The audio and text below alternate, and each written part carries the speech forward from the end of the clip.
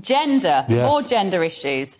Right, explain this to us, Andrew, yes. as a lawyer, because yes. it's getting a little bit misinterpreted by other inferior news outlets. You're absolutely right. And what they've done, they've got two of the hot topics about gender politics and devolution politics, put them together. Brilliant. And it's firework time. What it basically is, it's all to do with the Scotland Act and what powers have been devolved to the Scottish Parliament. And technically, they can decide certain things by themselves. But there is this nuclear option, if you like, which is called Section 35 of the Scotland Act. And what that does, it permits the Secretary of State to make an order precluding the presiding officer from the bill going to royal assent. Now, that is what has happened in this case. If it's likely to basically take away something from the general powers. They're talking about the Equality Act. And that's what's happened here. And this is the problem, because you're throwing so many different debates into it. There's so much heat about transgender, there's so much heat about devolution. People are missing the side. It's more heat, less light. And what we do on this programme is to shine that light. Well, we try very hard. Peter, is this just Sturgeon playing politics with Westminster? When she was trying to push this through before Christmas, I remember watching going, what's she doing? What is she doing? You've always got to wonder with Nicola Sturgeon, what's she actually playing at? It didn't make much sense.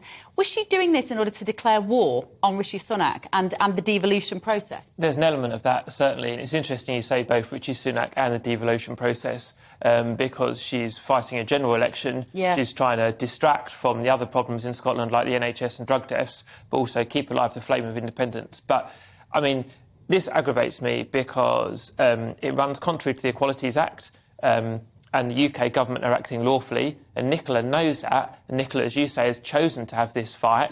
Keir Starmer, the Labour leader, is broadly backing Rishi Sunak and the UK government in terms of stance they've taken. But actually, on the substance, I'm really uncomfortable with the idea of changing gender at 16, and this is it's a big row about the law and about devolution and independence. But I think a lot of your viewers will feel that if you're going to make a life-changing decision, make it as an adult, as an 18-year-old about your body, and I think you're a child at 16.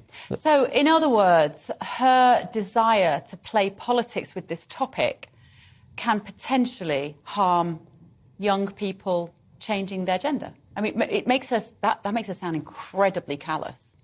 Yeah, I wouldn't use the word callous, but clearly there'll be a potential and permanent life-changing impact on teenagers in Scotland, and I think that makes a lot of people on the left and right and not aligned uncomfortable. Yeah. What do you think is going to happen legally, Andrew? Well, I can tell you what's going to happen. First of all, we need to clarify everything in the media, which I think is so important. I mean, Rishi was talking about respect, support and understanding for those in the trans community. Yeah. It's not trying to take away from that. And this is what happens, is because they're such emotive subjects, you need to look at why.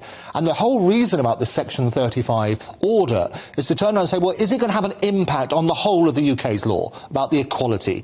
And it's the whole thing about gender versus sex, and making sure that everybody needs to be protected in this discussion.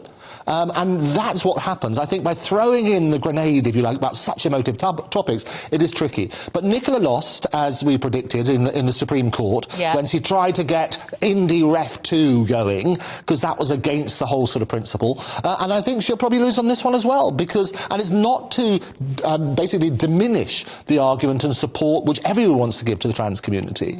It really is trying to say, look, this is what happens. Nicola's doing this for political purposes. It's wrong to do so. It's unfair on the trans community. It's unfair on those who want a democratic process. These safeguards were put in place to prevent this.